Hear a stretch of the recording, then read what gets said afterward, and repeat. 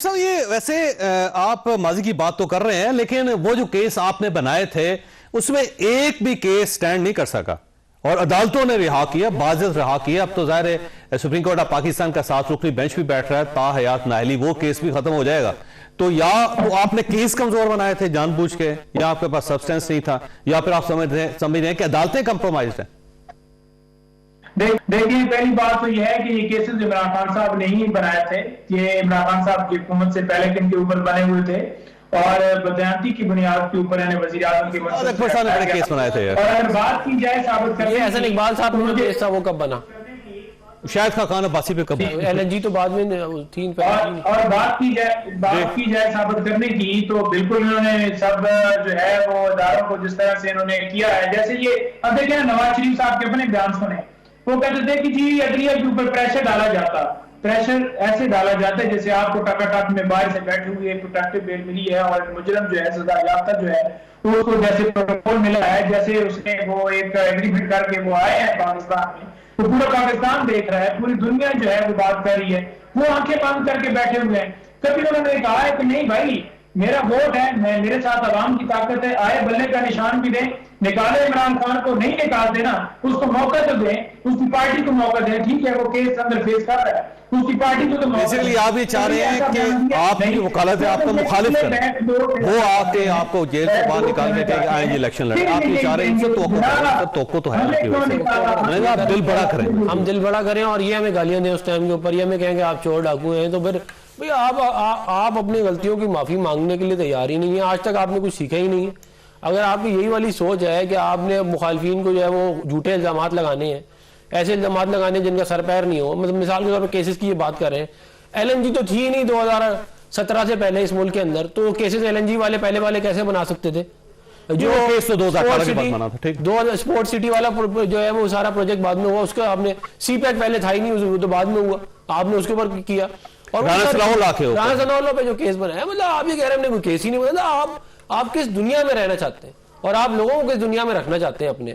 आपने सारे के सारे झूठे केसेस हम पे बनाए जो अदालतों के अंदर एक सेकंड नहीं खड़े हो सके, जो अदालतों के अंदर उड़ गए बेसिकली। जब जैसे ही पीछे से प्रेशर खत्म हुआ वो अदालत के अंदर उठाई नहीं। अगर तो आप सियासी हालात ठीक करना चाहते हैं तो फिर आपको दिल बड़ा करना पड़ेगा। मैं आज भी मैंने आपको एक बात बताऊं, मैंने आज एक सेमिनार के अंदर ये वाली बात की है कि चार्टर ऑफ डेमोक्रेसी और चार्टर ऑफ इकोनॉमी के ऊपर अगर कोई आ जाए और वाकई आए, ये नहीं कि जी अभी फायदा लेने के लिए साइन कर लो तो बाद में देखी जाएगी ये, क्योंकि आपको एक तो जबान के ऊपर ट्रस्ट होना चाहिए या फिर आपको ऐसे काम करने चाहिए जिसकी वजह से आपकी जबान पे ट्रस्ट डेवलप हो। अभी आप मुझे बताएं ना, इमरान खान की जबान पे कौन एतबार करेगा? वो जो आप बात कर रहे हैं, अगर आज भी फेयर एंड फ्री इलेक्शन हो जाए इमरान खान जीत जाएगा, मैं पहले कर रहा हूं, सवाल ही नहीं पैदा होता। हमने गैलब का सर्वे है, मेरा नहीं गैलब का सर्वे है कि हम 30% के ऊपर है, ये नवाज साहब और ये 22% के ऊपर है। मैं अक्टूबर की बात बता रहा हूँ आपको, अभी ये इलेक्शन का तो मेरा ख्याल है फिर आपको मैदान खुला करना चाहिए, ओपन करना चाहिए। हम मियां नवाज साहब 2002 का इलेक्शन नहीं लड़े, 2008 का इलेक्शन नहीं लड़ने दिया, 2018 का इलेक्शन नहीं लड़ने दिया, पिछले 4 में से 3 इलेक्शन दिया। अपने पे पहली दफा ये तो कह रहे हैं कि जी हमें हमारा। वैसे आप वाकई इलेक्शन लड़ना चाह रहे हैं?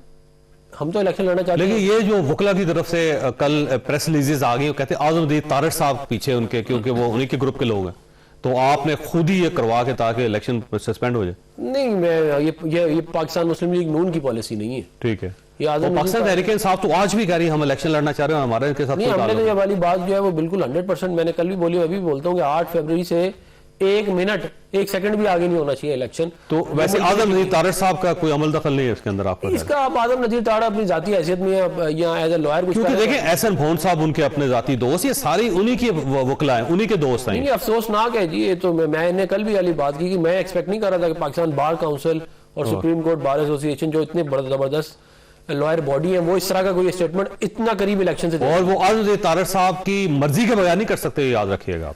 अगर तो देखिए अब जरा मफरूजा है, तो आप उनको उन्हीं से बुला के पूछें कि वो तो तारड़ साहब से पूछना चाहिए ना आपको कि अगर आपके दोस्त कर रहे हैं तो कहीं ना कहीं उन्होंने आपसे मशवरा तो किया होगा। मैं अब इसके ऊपर ज़्यादा स्पेकुलेशन हो जाएगी, मैं बात नहीं करना था, मैंने उनसे इस टॉपिक पे बात हो ही नहीं है। अब देखिए चौधरी एतराज हसन ने कहा, सहाफियों ने कहा इसके ऊपर, पाकिस्तान तहरीक इंसाफ ने कहा, आपकी पार्टी के अपने लोग ये कह रहे हैं कि ये हमारे लोगों का कुछ किया जा रहा है। लेकिन मैं आपको एक ऑफिशियल स्टेटमेंट PMLN की दे देता हूँ कि हम 8 फरवरी को इलेक्शन चाहते हैं। हम किसी ऐसी साजिश का हिस्सा ना है ना बनना चाहते हैं जिसके तहत 8 फरवरी का इलेक्शन मजीद डिले हो। ठीक है। अच्छा, वैसे ये फरमाइएगा नईम साहब कि अगर ये सूरत हाल इसी तरह जारी रहती है, कल आपको भी कागजात नामजदगी जमा करवाने का मौका नहीं मिलता, तो आपका लाहे अमल क्या होगा? क्योंकि गौर खान ये कहते हैं कि हालात बहुत खराब हो जाएंगे, तो कैसे हालात खराब करेंगे? कोई एक और 9 मई कर लेंगे? आप क्या करें? देखें, बात यह है कि हालात खराब की जो बात कर रहे हैं कि अगर पाकिस्तान तहरीक इंसाफ को हिस्सा लेने की जिस तरह से इजाजत नहीं दी जाएगी, जिस तरह से किया जा रहा है कि लोगों को उठाया जा रहा है, नॉमिनेशन पेपर जमा नहीं करवाने दिए जा रहे हैं, तो हालात मुल्क में इस तरह से होंगे कि जब आइन ही नहीं रहा, कानून ही नहीं रहा, तो फिर इस इलेक्शन को कौन मानेगा? एहतजाज होंगे, पुरअमन एहतजाज हर शख्स का हक है, और अगर एहतजाज ही चलते रहे कि मुल्क के अंदर फ्री एंड फेयर इलेक्शन नहीं हुआ, तो फिर जो है इस इलेक्शन का क्या फायदा? ये ड्रामा अगर नोटिफिकेशन आपको निकालना है तो नवाज शरीफ साहब का निकाल दें। अगर आप पसंद करते हैं कि वो ही होने चाहिए तो फिर निकाल दें। फिर इलेक्शन करवाने का इतना पैसा वेस्ट करने का क्या फायदा? फंड जो है वो आवाम के टैक्स का जो पैसा है वो पड़ा हुआ है, उसको ना वेस्ट करें, फिर हम निकाल दें नोटिफिकेशन। और बात रही फ्री एंड फेयर इलेक्शन की, ये जो बात कर रहे थे अफरान साहब, ये वैसे मुतालबा किससे कर रहे हैं आप निगरान हुकूमत से कर रहे हैं, रियासत से कर रहे हैं, पाकिस्तान मुस्लिम लीग नून से कर रहे हैं, किससे मुतालबा आपका? जी, मुतालबा आपका किससे है सर? पाकिस्तान मुस्लिम लीग नून से, पाकिस्तान पीपल्स पार्टी से, निगरान हुकूमत से, इलेक्शन कमीशन से, रियासत से, किससे मुतालबा कर रहे हैं आप? देखिए, तमाम इदारों से हमारा मुतालबा है। सुप्रीम कोर्ट उसमें शामिल है, उसमें इंटरिम गवर्नमेंट भी शामिल है, उसमें इलेक्शन कमीशन भी शामिल है, जो कि तीनों जो है वो एक जमात को सिर्फ प्रोटोकॉल दे रहे हैं। आपने देखा नहीं है कि वाज़ेह तौर पर बयान दिया है निगरान वज़ीर आज़म ने कि इमरान खान साहब के बगैर इलेक्शन हो सकता है? उनकी स्टेटमेंट आपको नहीं नजर आ रही? आपने देखा नहीं है कि इलेक्शन कमीशन कहता है तो सबके बगैर ही हो सकता है, किसी के बगैर भी हो सकता है। को भी जो फील्ड है वो लेवल इलेक्शन बेनजीर भुट्टो के बगैर हुआ, इलेक्शन नवाज शरीफ के बगैर हुआ, इलेक्शन उससे पहले जुल्फिकार अली भुट्टो के बगैर हुआ। सर, इलेक्शन तो होते रहते हैं ना जी सर, इलेक्शन तो होते रहते हैं पर्सनालिटीज के खिलाफ के बगैर भी। किसके बगैर होते हैं इलेक्शन जी? जुल्फिकार भुट्टो के बगैर हुआ, बेनजीर भुट्टो के बगैर हुआ, मियां नवाज शरीफ के बगैर हुआ, 3-4 इलेक्शन हुए। तो पर्सनालिटीज के बगैर इलेक्शन होते रहते, इलेक्शन तो नहीं रुकते सर।